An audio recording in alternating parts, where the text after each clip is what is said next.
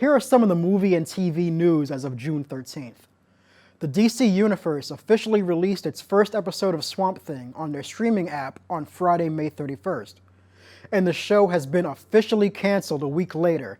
It was reported on June 6th that Swamp Thing will be canceled after its first season, which has already been cut from 13 episodes to just 10 episodes during the filming of the show.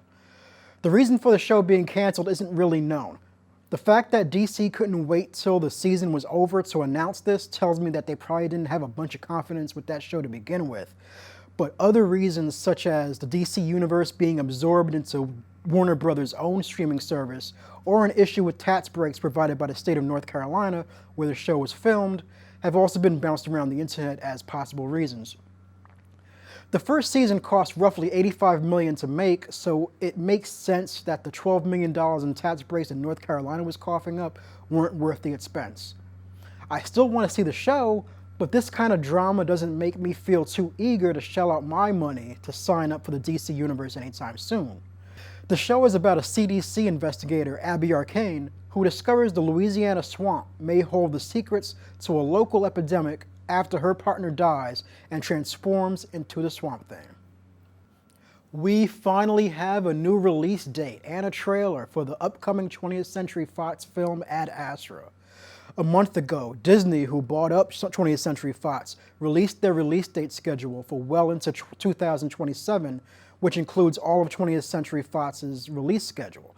This is where we learned Ad Astra's new release date of September 20th. We have heard this story before though.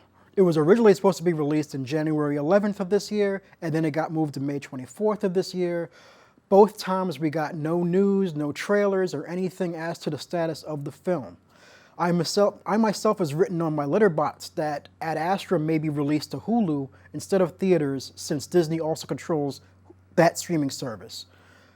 Disney must have heard our misgivings, since they released a trailer for the film on June 5th.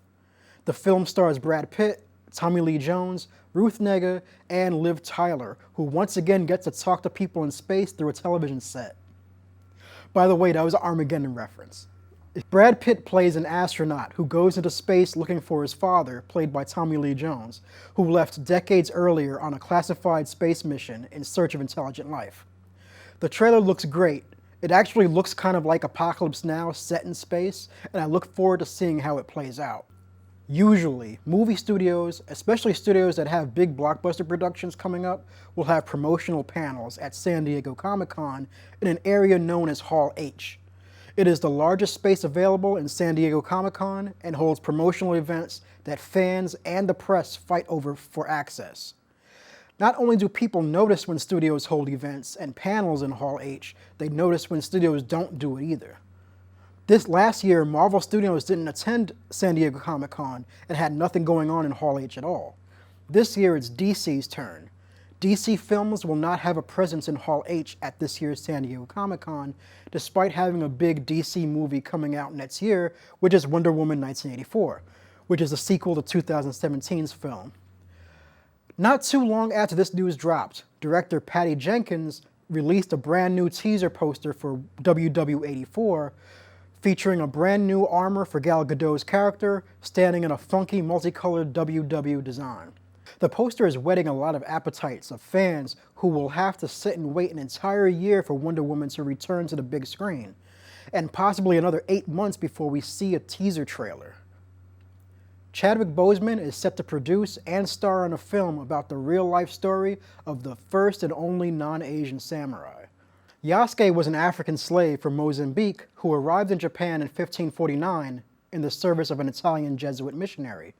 Yasuke served as a retainer of daimyo Oda Nobunaga until his death in 1582. The film is currently in development and is being written by Doug Miro, who is known for Narcos, and Gregory Wyden, who is known for Backdraft Part 2.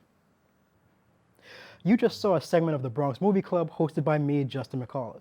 If you like what you see, please do not hesitate. Click on the subscribe button down below, click on the little bell up there, and click the like button because you obviously like the program. You can see other segments of my show, which I have in my video section. I have the most anticipated movies of 2019. I have some reviews that you would like to watch, things of that nature. And you can also catch me on social media. I'm on Instagram, Twitter, Stardust. Letterboxd, you name it, I'm there. So yeah, I'll see you soon.